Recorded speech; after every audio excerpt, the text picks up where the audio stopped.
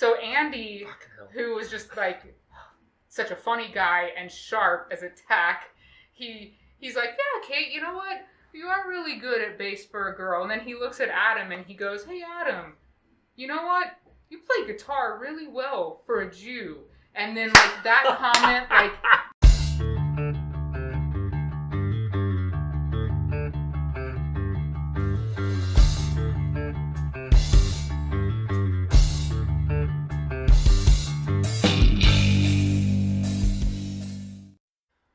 Welcome to Room 6, or rather not Room 6, where I'm actually the guest of my guests today.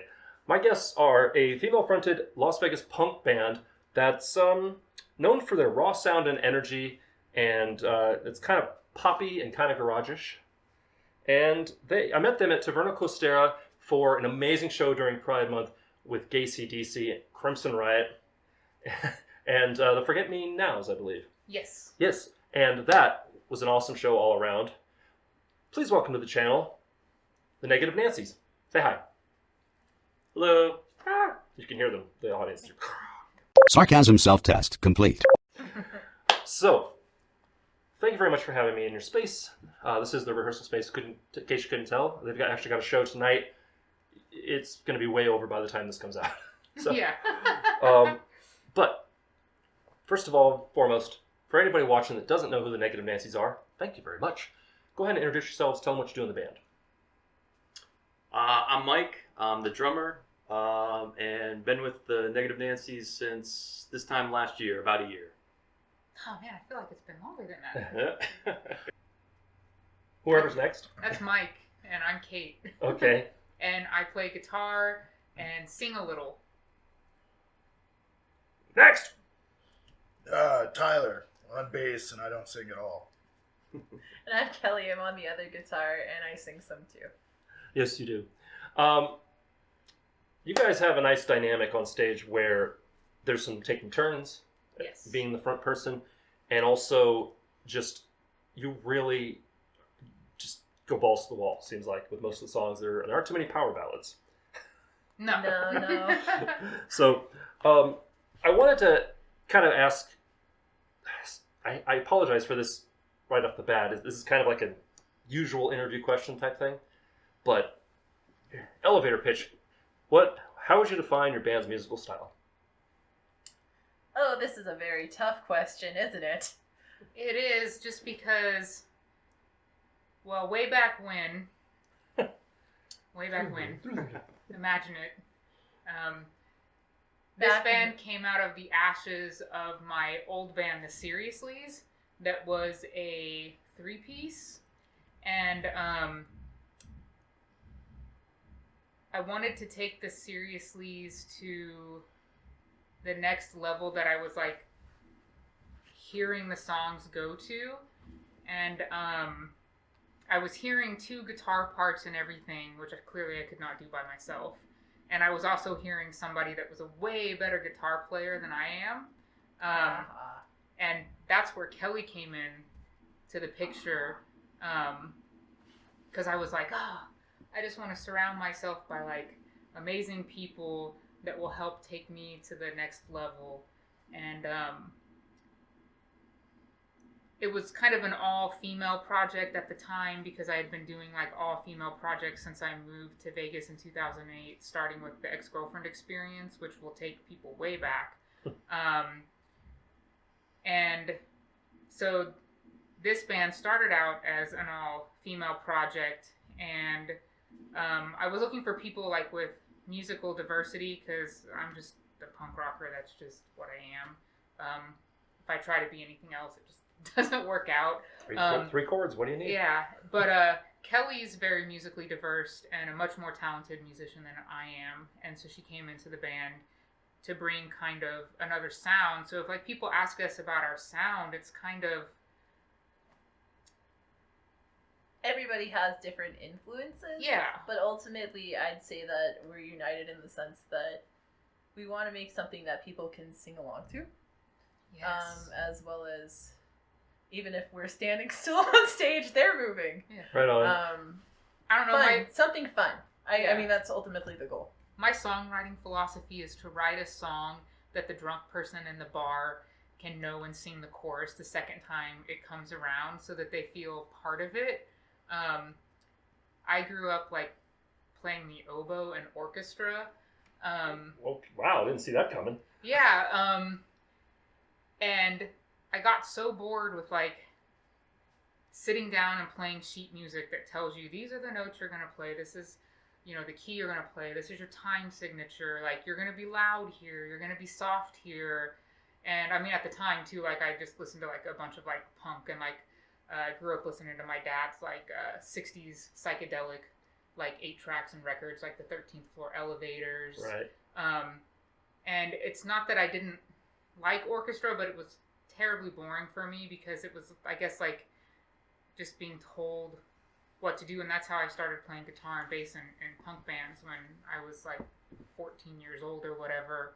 I don't even remember where I was going with this. Now I've lost my train of thought because I'm such a scattered person. But yes, so I wanted something easy because like playing the oboe like often like gets like really complicated, and it was so stressful, like going to like all of these like competitions like through my teenage years where everything had to be so technical and everything had to be so insanely perfect, and then you're put up with all these other people, and like your goal is always to be like first chair and to be like perfect. And I guess like maybe like mild like teenage nervous breakdown, like I was like, I can't do this anymore, like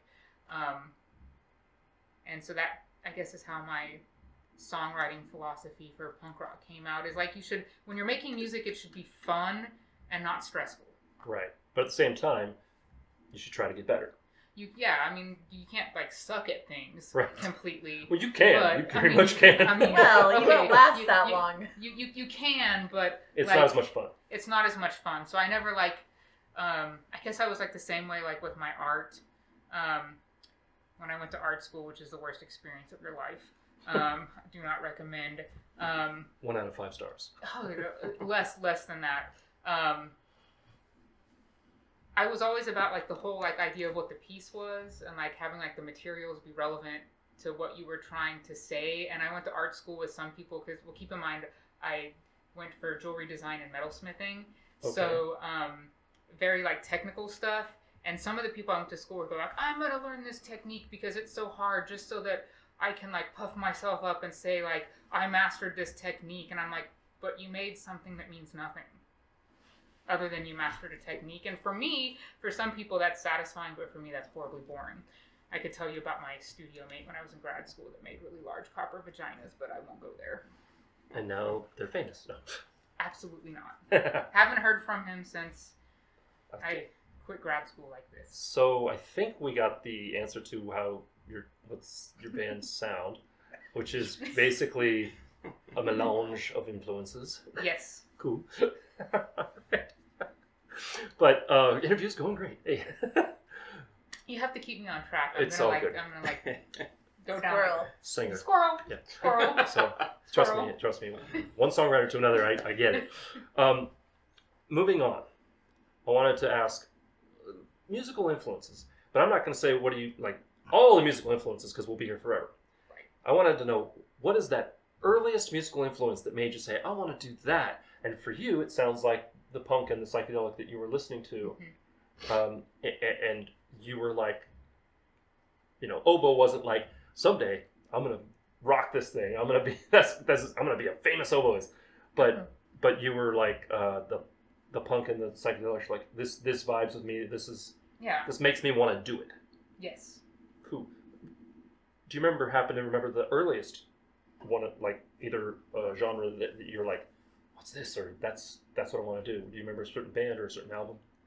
I guess like I grew up in a house where like music was kind of always around. Like both my parents always listened to music, and my mom was really into like Motown, and so like I grew up like listening to like a lot of her like 7-inch records. Okay. God, I'm so thankful that I had 2 parents that didn't have shit music taste. That is one thing we're trying to do with my 14-year-old daughter.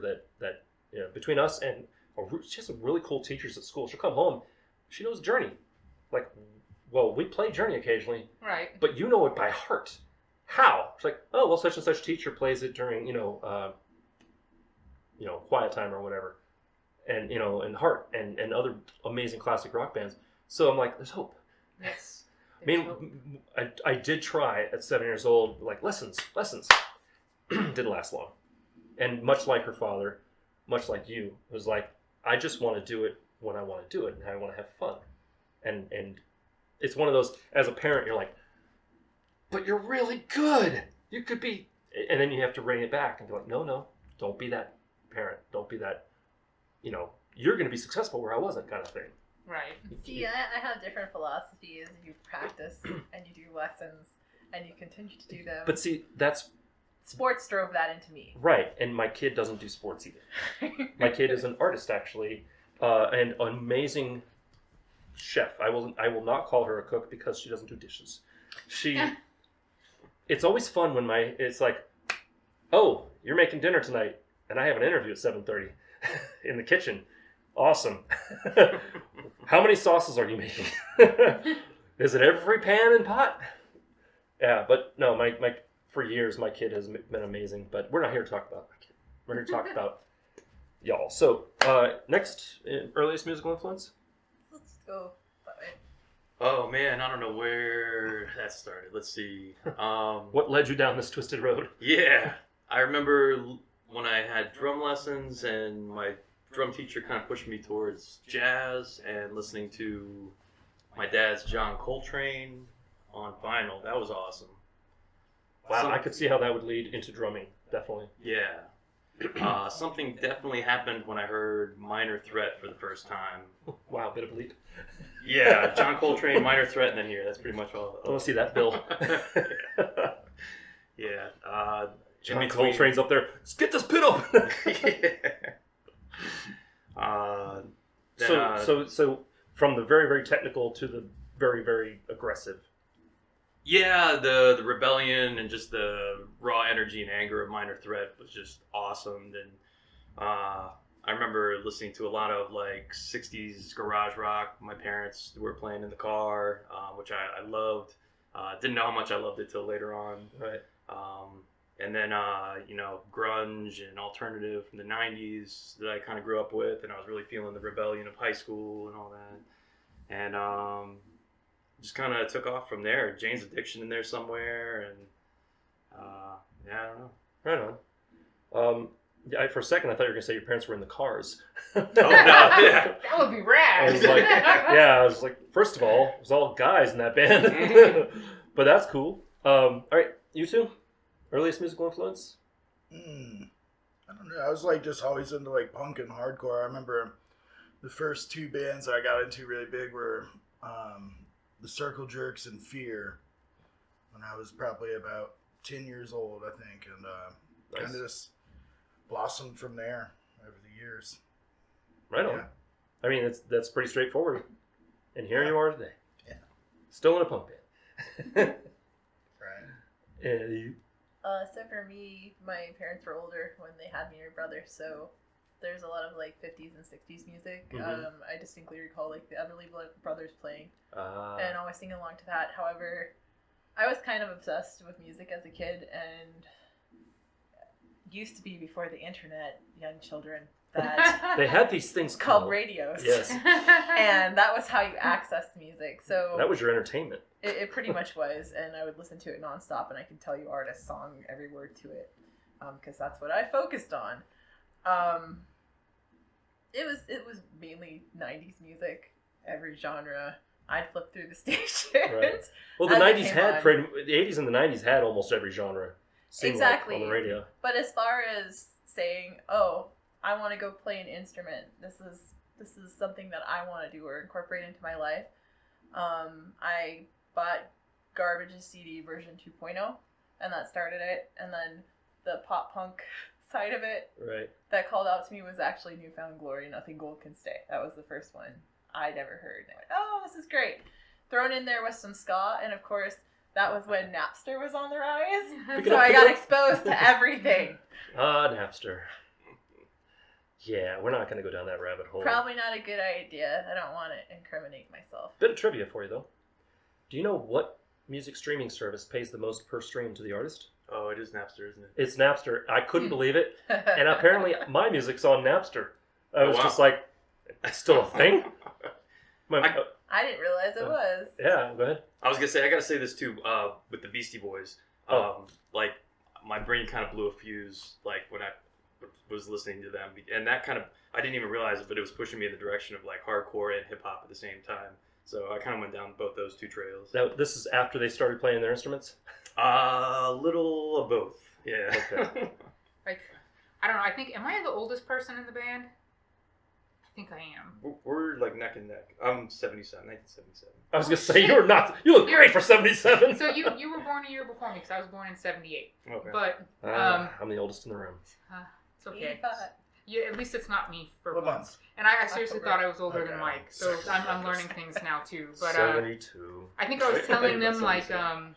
a story when we were leaving band practice the other day, because I was telling them how I was like on a Diggable Planets kick again. But I was telling them how like I distinctly remember like in the early 90s, one of the best days of my life as a high school kid was I grew up in Houston and like Cypress Hill was playing and like Green Day were playing and like the venues weren't that far, and so we went to both shows in one night. Wow. And yeah. That's a dichotomy. Well, but that in the 90s though, that's like I was listening to like, you know, Diggable Planets, Tribe Called Quest, love the Beastie Boys, Cypress Hill, love Cypress Hill, but like Green Day was like one of my favorite bands in the early 90s. So that probably actually has more influence on my songwriting than I probably really ever like even think about. Because as a kid, I always said the Dead Kennedys were my favorite band, and like there was a record store in Houston where they called me the Dead Kennedys girl, Right. because I would just come in and like, See, where is it? there it is, yeah. And now as I've gotten older, I'm like, oh, like East Bay Ray was like one of the most phenomenal guitar players ever. Like I could only like wish to be as amazing of a guitar player as East Bay Ray. But yeah, I've gone off on a tangent again. It's okay. It's all, that's content, baby. That's what the internet likes to see. No, I have stories about Green Day, but I won't go down that rabbit hole in the interest of time, which is a phrase I hate to say, but. But Napster was a thing when I was in college, though. So I radio though, like I remember like with my boombox, like listening to the radio to try to like record songs that you liked on your mixtape, and I remember just like waiting for like Wall of Voodoo to come on because I wanted to record Mexican radio, because the first time I heard that song, I thought it was the fucking coolest song I had ever heard in my life. Yep. It still slams. I mean, I'd like to hear a heavy cover of that. I mean, the New Waves here in town do an amazing cover. Oh, right on. They do all covers, or are they original too? The New Waves, they're an instrumental surf band that covers 80s New Wave songs. Right on. And it's super fun. Cool. Moving on. So, we talked about basically earliest musical influences and what do you sound like? I wanted to talk about your favorite show memory as the Negative Nancy's. It could be good, it could be bad, somebody went to jail, or, you know, you checked off some rock star list moment, or what was it? I know mine. Do you know yours, Kate? Hit it! Oh. Please tell me not the time the guy was shoving money down my shirt. No, that's not my favorite. Okay. So that's like a worse one. I'll take that. But no, there is this place, or was this place that no longer exists in Cedar City, called the Busta Crack Shack. Oh yeah, the Busta Crack Shack. It was a Cedar City, garage, basically, that went to an apartment building. A falling Or down a garage. utility shack. We're not sure what it was. However, Yeah. it was lined with mattresses Yes. and Whoa! ambient Christmas type When you lights. say lined, you mean like on the walls? Yes, For sound. yes. Because Everywhere. I'm like, that's a whole other place if it's lined with No, mattresses. and the point was that the girl that was throwing shows there was paying $20 a month illegally to sublet this, to throw shows for the kids in the area. And it was because, I mean, like, Respect. there's college there and Yeah. everything too. Yeah. But Real like DIY it like scene. was magical. I don't know how to put it other than it smelled disgusting. But that's part of the. It was part of the charm. Absolutely. That's a memory. But- It smelled like a basement show in the Midwest, punk show from the time when I briefly lived in the Midwest. Somehow I can smell that, and I've never been to one. That's amazing. That said, So every mattress on the wall was used. Is that what you're saying? pretty much. I'm sure that they scavenged them from where they Unidentifiable could. stains. I wasn't gonna go there, but So what happened? it was just so interactive with the kids there. It's very rare that we get to play to people of all ages. Yeah. Typically, we play in bars. Right. So to play a show with an all ages crowd and get very good feedback and reception, it was just amazing. It was just so much fun. We didn't take enough merch that night, and we sold fucking everything we brought, and we just were not like That's surprising, right? expecting that. Yeah. No. No, not to little town. We expected like 5 people to be Well, but there. isn't that kind of the true, like, whenever you go out of wherever you are and you go on tour, that all of a sudden you're the biggest thing they've ever seen or something, because they don't know when they're going to see you again, and you make more money than you would playing in Vegas because it's oversaturated. Now, the time the guy shoved money down my shirt That was also an all-ages on show. all ages show. All Okay. ages shows are so much more Is fun. that your favorite show memory? I mean, I don't know if it's my favorite show memory, but It was that's for him. like- Things got rowdy. It was in a Things warehouse got in rowdy. Northwest So Vegas. it was in this like awesome like warehouse that kind of like doubled as like a little like skate park. So there was like a ramp. there was like a ramp in there, and like there were like people skating, and so it was like really cool, and like we Sounds were cool. like playing, like it was super cool. Like I'm sad that it's not there anymore, but there was like a lot of like drinking there, so people were really rowdy, and Sounds about right. Yeah. like at the time, that's when we had Shannon playing bass for us, who like lost her mind because this guy came up and started like, I'm trying to play and sing, and well, like there was a pit going and people kept knocking into us, and like So you weren't on a stage, right? no, there was no stage because this is like a warehouse. Like Right, we were right. basically on a skate It's a ramp. house show, basically. Basically. And so people were getting really rowdy, which I'm okay with, like I'm used to. But then this one guy who was just like wasted came up and he pulled my shirt open and started putting money down my shirt. And Shannon like stopped the show, and she's like, "We are not strippers." Like it was just like, these are like the weird things that you have to like deal with when you're a female musician. Like, But you this never would- think of that, you know? like this would never happen to a male musician. Like I can go on and on about things that have happened to me as a female in the punk rock scene, as a female musician in the punk rock scene, and just how we need to be better as people and treat people better, and how we still have a long ways to go, because that wasn't even that long ago. Like that was maybe 4 years ago. 4 years ago, and the fact that somebody thinks that's socially acceptable. Yeah, that's. I'm surprised that he was still standing. Like, he didn't You get know- decked with an When you have a guitar in a your headstock. hands and you're kind of more concerned with maintaining the condition of your... True. Yeah, because I was playing Instrument. my swept wing that Yeah. night, and otherwise, if I wasn't playing my swept wing, I might have. Well, But I didn't want to resort to violence. but so there was like- no security in this place, obviously. Well, no, because it was just like a warehouse Right, with right. skate ramps in it. Like Yeah. it was like. I totally can just see a skateboard getting smacked upside the back of his head from somebody. Yeah, and like Break that deck. Boom. like apparently like progress has been made, because I've heard a lot about the all ages scene here in Vegas Mhm. now. Because I've been like, I started like my little record label, and I've been collaborating with Asteroid M Records on some things, and Cody's just a super Yep. cool guy, Shout out Cody. super supportive. But he says, like that the new scene is like the new kids like are not tolerant of like bullshit. Like they don't put up with homophobia. They Right. don't put up with sexism. They don't put up with like people like sexually assaulting women. Like they hold Grab each them in the other pit or accountable. whatever, Like, and so that's like refreshing to hear that like we are making Mhm. some progress, because I can tell you some horror stories of horrible things that have happened to me just in my life. And then like also like some like not horrible things, but are still like pretty fucked up things. Like I used to be in a band called the Kamikaze Prophets. Great name. It was like me and Turbo from the Vermin and Adam from the faction that's in Suburban Resistance Yes, now. he is. They've been on the show, and I remember. And then it was Andy, who's no longer with us, but was also in the Apocalyptics from way back in the day. But I was playing bass in that band, and we played a show, and like after the show, like we're just hanging out, loading up our gear, and some douchebag comes up, and he's like, well, you know, I'm quite the connoisseur of bass, and I have to say that you're really good for a girl. And so Andy, who was just like such a funny guy and sharp as a tack, he's like, yeah, Kate, you know what?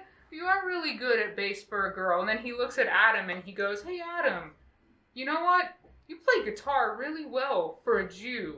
And then like that comment like made it click in like the guy's mind that like you're not complimenting this person. Yeah. You're actually insulting this person, and you just said something really fucked up. Yeah. And it's time for you to leave. And so the guy was like, okay, you guys have a good night, and just kind of like hung his head and walked off in the walk of shame. But like I don't know how many times we've had to hear that. Oh my god. That well, good for a girl or well, like better than they are. Oh well. yeah. But then again, put in a lot more effort too. Yeah. Like, I mean, it's ultimately, just you get what you get. you yeah. still get that though. Be better. Be better, people. Right. Be Mike better. and Tyler, what are your favorite? Well, before we least get to that, I wanted to address two things. Number one, speaking of the all ages scene, like Cody was Yes. talking about, have you played or have you been to the Space? No. Not yet. Okay, and Soul Belly Barbecue is also all ages because it's a barbecue place. But that place too is every so often somebody will be an idiot Yeah. and they are not tolerated very well at all. But the Space, I was at a metal show, Mastiff's kind of early CD release show, and I witnessed something I never thought I would witness. I witnessed a metal Karen moment. I literally was standing there. I'm standing there. I'm taking photos, doing video, doing my thing, my Room 6 thing, and one of the staff there was with the staff. You know, he's not the big boy there. He's not the security bouncer guy, whatever. But he's there, and he's got a little light, kind of like my fill-in lights here. And he's just doing this, flashing it real quick. It's like, I need help over here. Because this lady, full back tattoo, spaghetti tank top, you know, and total metal showed out. And I hear, I've spent so much money in this place. Oh God. And I stopped. I looked at the guy, and I looked at her, and I looked at the guy. And it got like eventually resolved. She eventually got a ride, a lift, or whatever, and got out of there. And I went back and I'm like, did I witness a metal Karen moment? He's like, yeah, yeah. It was the weirdest thing. Like, be better, come on. That's great. Bizarre. But I was like, you know where you are, lady? Like literally. People have lost their minds through the pandemic, and like Yeah. behaviors are crazy. That being said, especially those first few shows after the quarantine lifted, didn't matter what you played, packed show. You know, everybody was just live music, live music, live music. And there was a whole that sense of, hey, you know, we're gonna be okay. The scene's gonna still exist, and you know, hopefully some things are gonna be better than they were. And it sounds like, you know, 6 of one, half dozen of the other. Maybe things are. But I was also gonna say that the Space is all ages, which surprised me. And if you've been to a show there, it feels like they have a bar right when you walk into the lobby. But I've seen kids there, you know, 10-year-old kids just rocking and out. I grew up in Houston, and like everything in Houston was all ages as a kid. And Tyler, you know, he's from Louisiana, so like he knows and has been to some of like the venues that I grew up as a kid going to in Houston, like Fitzgerald's. Mm-hmm. It was just always like all ages. There used to be a lot more of it here. I mean, a lot of them shut down after 2008. Because when I was in college, before I was 21, yeah, we used to go to Jillian's, or that was a big one. I mean, House of Blues used to have a lot more shows. Yeah, and that was before my time because I moved from Kansas City to Vegas in 2008. Right. Sin City, where you have to be 21 to do a whole bunch of fun stuff. All right, gentlemen? Favorite show? With an I haven't been with the band that long. I don't know, well, though. then what's your favorite show memory Wait. of performing, just period? But that last time we went to when we played I like in Bullhead Bullhead City. City. I like the Riviera place. That was a cool place. Oh, the photo shoot in Bullhead City? Yeah. Do tell. What happened? It's got to They be have a pictures sign. somewhere. There are They had a pictures. marquee out front. And Tyler was having sexy time. We were gonna draw him like a French girl. Yeah, we went out there with the Love Bombs, who played the show as Great well. name. Yeah, they're great. And we all went out there, and yeah, Tyler was the star of the show when we did the the photo shoot. Yeah. Nice. You know, I think since Tyler's been in the band, he's kind of been the star of the show a lot. Yeah. That's why I wanted him in the so band. It's the glasses. Yeah. Well, he's a cool dude. He can play bass. He gets where I'm coming from. He's got a Maleficent tattoo on his knee. He's that I did not know until today. Yeah, I don't know. Right on, man. Love Tyler. Don't you, Mike? This is probably pretty simple, but the Double Down's been one of my favorite bars in the world. Just every trip to the Double Down is a memory. Yeah. if you can remember, yeah. Yeah. Asked you say. Yeah. I've been going there for years, so just our first time playing there, my first time playing with the band, that was awesome to me. It was huge. It just made me feel really great, and I had a great time. And yet, there are better stages in Talon. There are stages where you can see who's performing. Right. Yeah. It's not all just blurple light, you know. Yeah. I think that we have kind of an ingrained history with the Double Down, Yeah. though. That's kind A of lot like of bands do, the yeah. Nancy's home bar, Yeah. so to speak. Yeah. And you know, like I would rather play some little dive bar with a tiny little stage and a crappy PA than something like giant. Like I don't think I've ever honestly been more uncomfortable than we played punk rock bowling on that big stage because I was like, this is too much space for me. I'm too far apart from my bandmates. Oh, they Like- did that to you, huh? Like, well, because we played like on like the main stage. Right. Like I've played in like other bands, like some of the like club shows, which I would much prefer play because they're in bars. Right. Like I don't know, I'm just not. You ever play Evil Pie? I Yeah. love playing Evil Pie. I mean, literally, you sweat on Yes. me, you know? Yes, it's like great. I'm not a rock star, so I can't be comfortable there are on a people who rock would star disagree stage. with you. There are people who would disagree with you, yeah. Yeah. Well, I can't. I don't know. Like I need to be close to my people. Like I need to Give us like, some love in the comments. with that show, I didn't feel like that was the problem. I felt like the playing of the gear that was not ours. Punk Rock Bowling? Yeah. Was Oh, the problem. backline. Yeah. Yeah. That's and always fun. there was no like real time to dial any of it in, get the right tones. That's, And I was just very uncomfortable with that because it's like, I don't know how to mess with this amplifier in the way that I would. yeah, that is a problem when a festival gets too big or there's so many performers that they're like, we don't have time for this. You know, we can't have like 15, 20 minutes in between acts where you unload your crap and load your crap on. I think it was like a great experience, and like that was like the last year, like that punk rock bowling was kind of where they're setting up the Life is Beautiful stage right now before they moved it to that other part where they had like the multiple smaller stages. Right. Because like now they'll have like the smaller stages, which I'm like, okay, like I would be about that, but not like this gigantic like stage. See, I in don't my know. head- I love punk rock bowling though. Right. Like Sorry to cut I you off. love. That show was memorable for other reasons Well, it's too. true, but we're not going to go there. No. But I also love bowling. I miss bowling. I used to bowl on a bowling league, and I was actually, side note, I'm going to hold you to like bowling in a bowling league with me. There's a Sunset. Okay. I don't know where to go from that. Bowling. Segue. All right. Strike. So, cool. So we did earliest, or we did a favorite show memory. I wanted to briefly. We had a couple more questions. We're almost done. Thank you for hanging in there. I wanted to ask if you could talk to little you and give him one piece of advice about going down the musician path, what would it be? And don't say change your strings. Got it. Good? Basically, don't be afraid to just give it your all when you are playing. Don't be scared. Yes, you're gonna screw up. You will.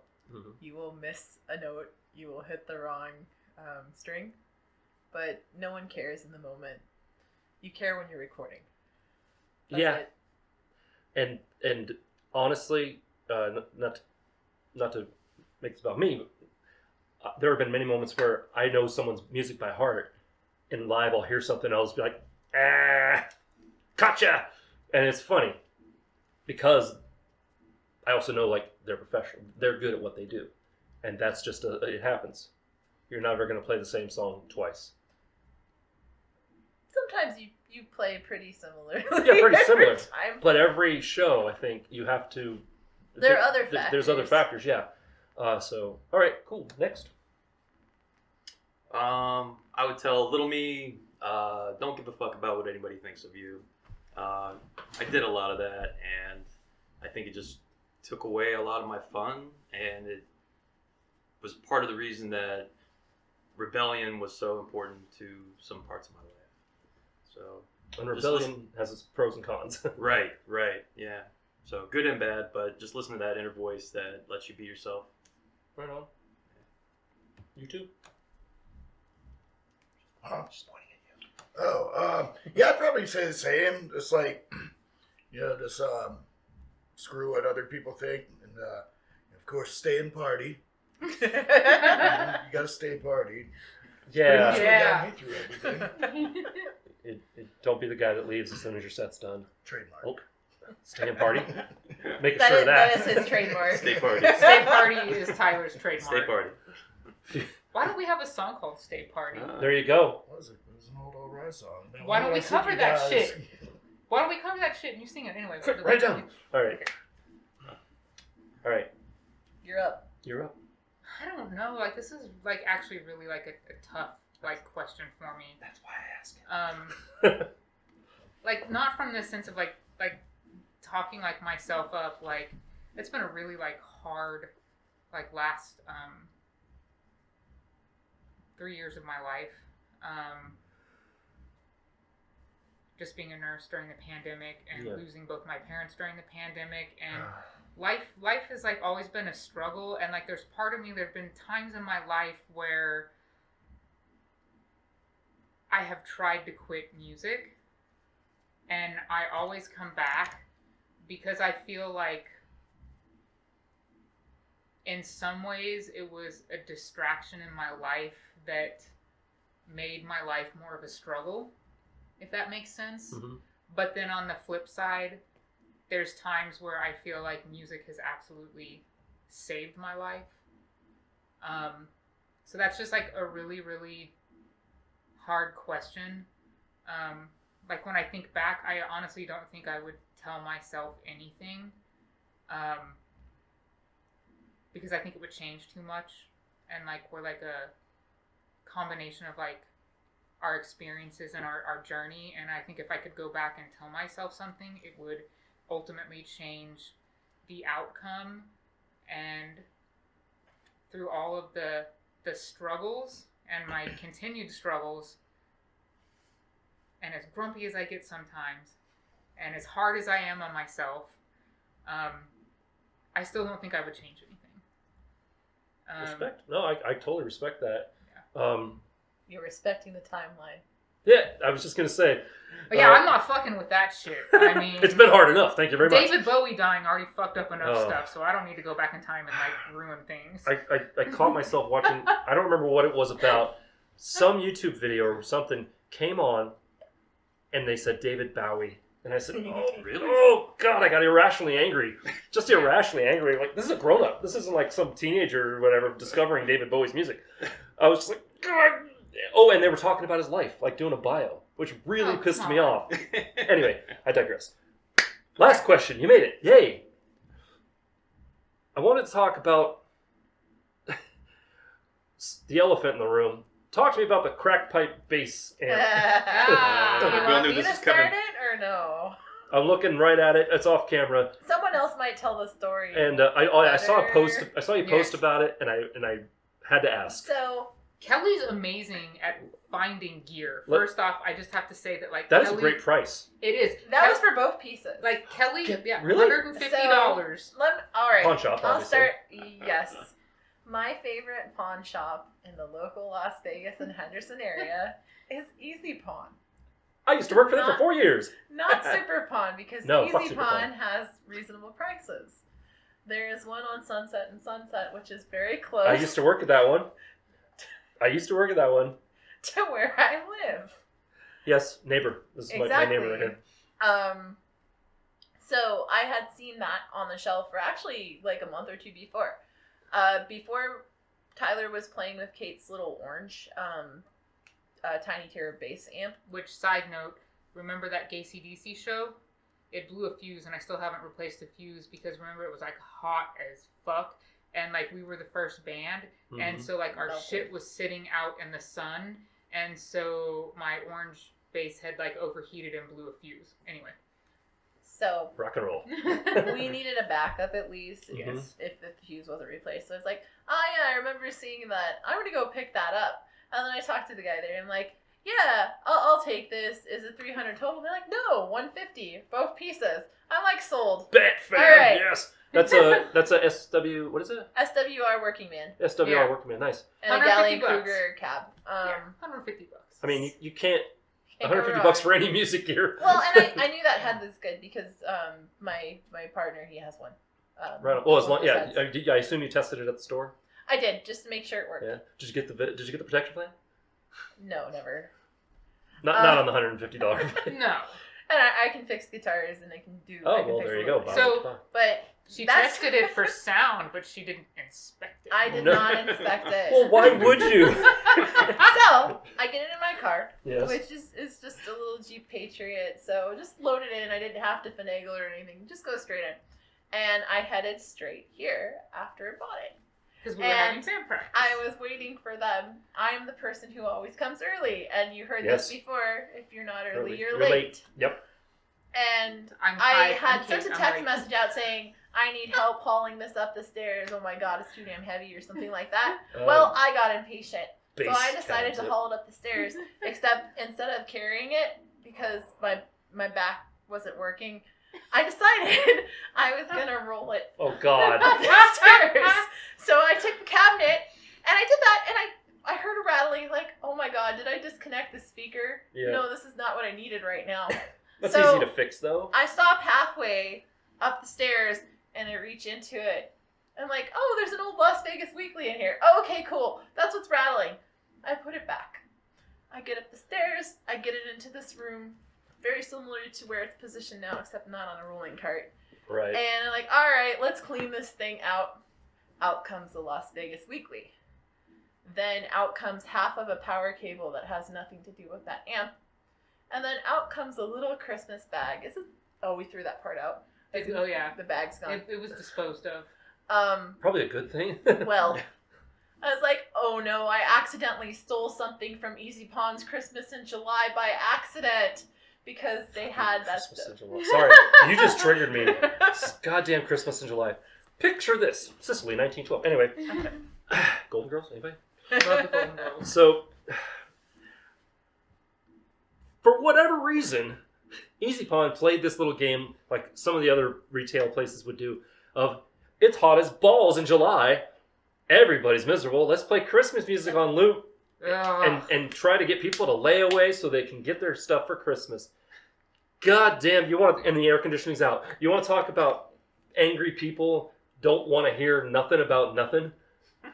Yeah. Sorry, Oh no, but I digress.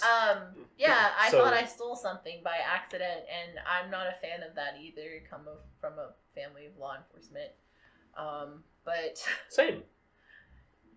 I reach into it, I pull out that bag, and inside that bag was a little like cigar-sized box, except it was like all decorative.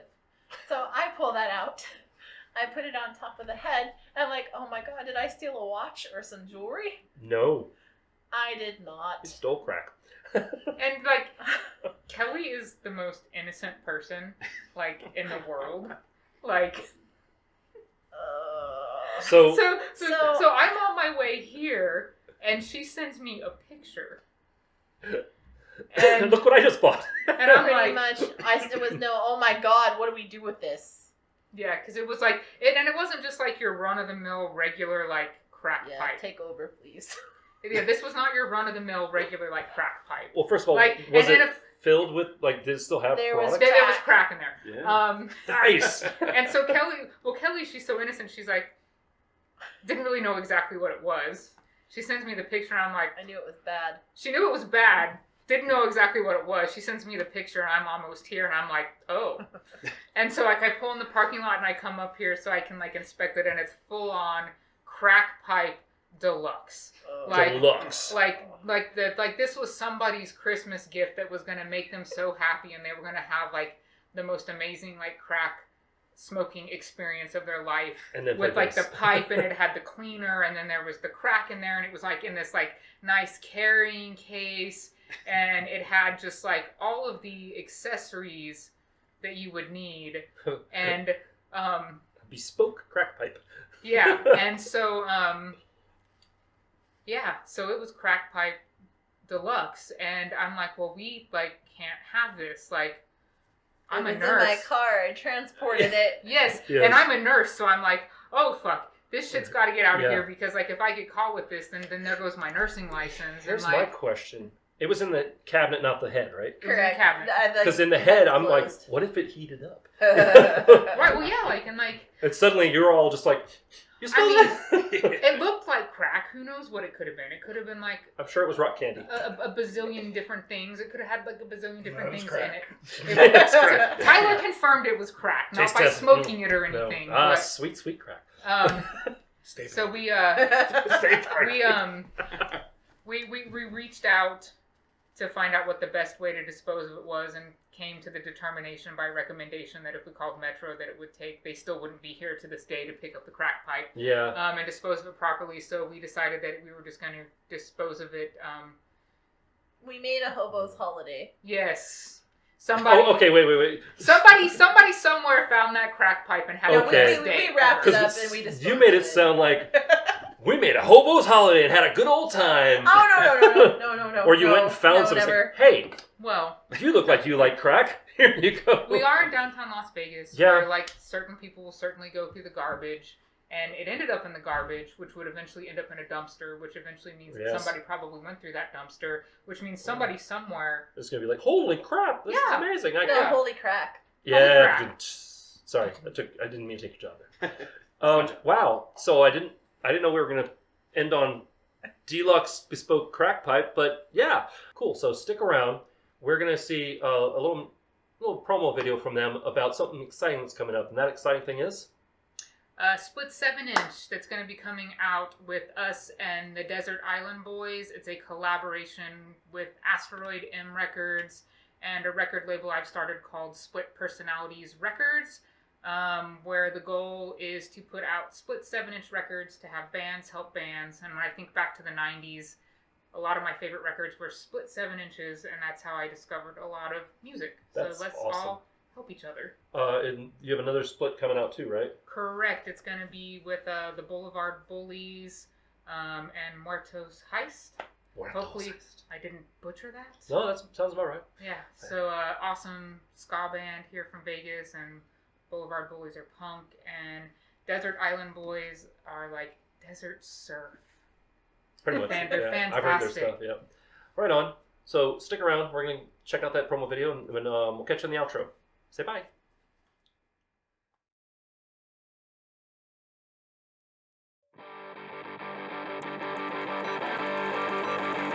I don't wanna be friends with you, 'cause I don't like the things that you do, and you gossip, and I don't like it.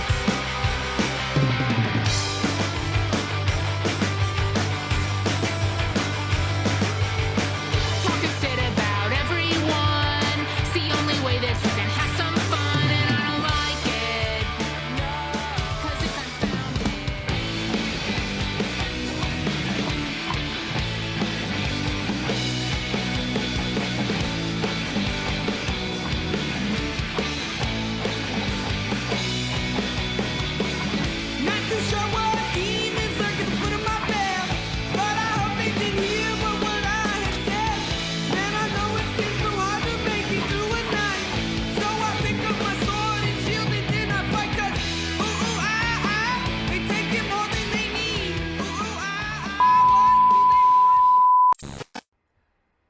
Negative Nancys, for having me at their space and coming on the channel. Definitely click down in the description. All their social media stuff will be down there. Stay tuned for the 7-inch splits that are coming out and anything else that they're going to be doing. If you get a chance to see them live, definitely check them out. And ask about the crack pipe bass amp. In the meantime, remember to be amazing. If you want to see more videos like this, please click up here. And if you'd like to subscribe, you know what to do. Click down there. Don't forget to ring the bell. Remember to be amazing, and we'll see you next time on Room 6. Say goodbye, guys. Goodbye, guys. Goodbye, guys. Ba-da-ba-ba-da-ba. There's always one.